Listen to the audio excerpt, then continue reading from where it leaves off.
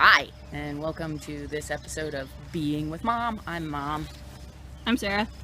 Sarah's holding the phone.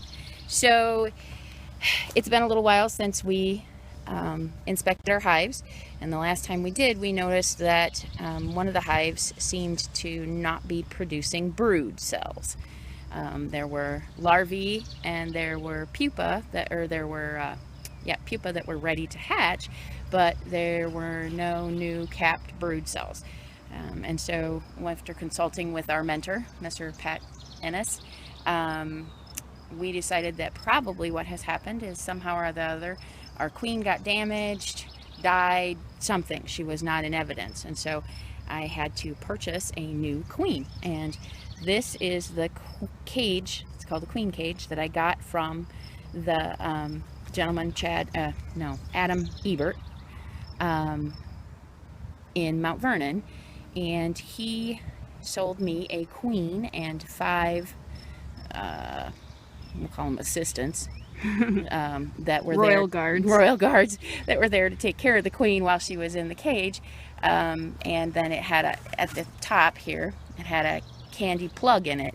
And so the idea is that, and you can see the propolis where I put the queen cage down between two frames in the bottom brood box, and she started emitting the pheromones and the bees started feeding her, and then they ate the candy stopper and let her loose. So it has been exactly 7 days since we put her in there. So we should see some new brood cells being worked on. Hopefully we can find her and check it out and make sure that Oringa, our new queen, is doing fine. Long live Queen Maud, but she is no longer. So let's go look at the bee boxes.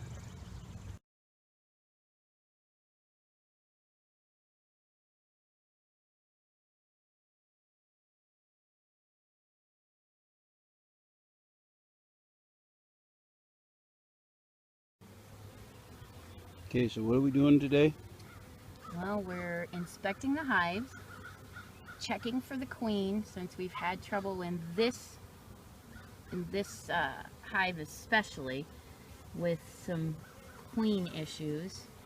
We're looking to see if we have new eggs being laid, new brood, new capped brood.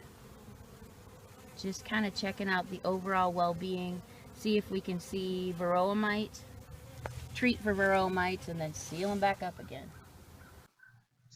Varroa mites can kind of be a pain in the behind. They're pretty much like ticks, but for bees, and so they can transmit diseases just like ticks can to us. One of the big things is that they can transmit the deformed wing virus, which you can see in this picture. One of our bees has some pretty deformed wings at the bottom there. One way to treat for Varroa mites is to sift powdered sugar on top of your hive. This makes the bees take extra time while cleaning themselves to hopefully get rid of all of those Varroa mites. Now back to Mom. I love to look at all the different colors of the pollen. Right now is high pollen season, and so there are tons of different colors there. Right here, see him? He's cutting his way out. That's a worker bee being born.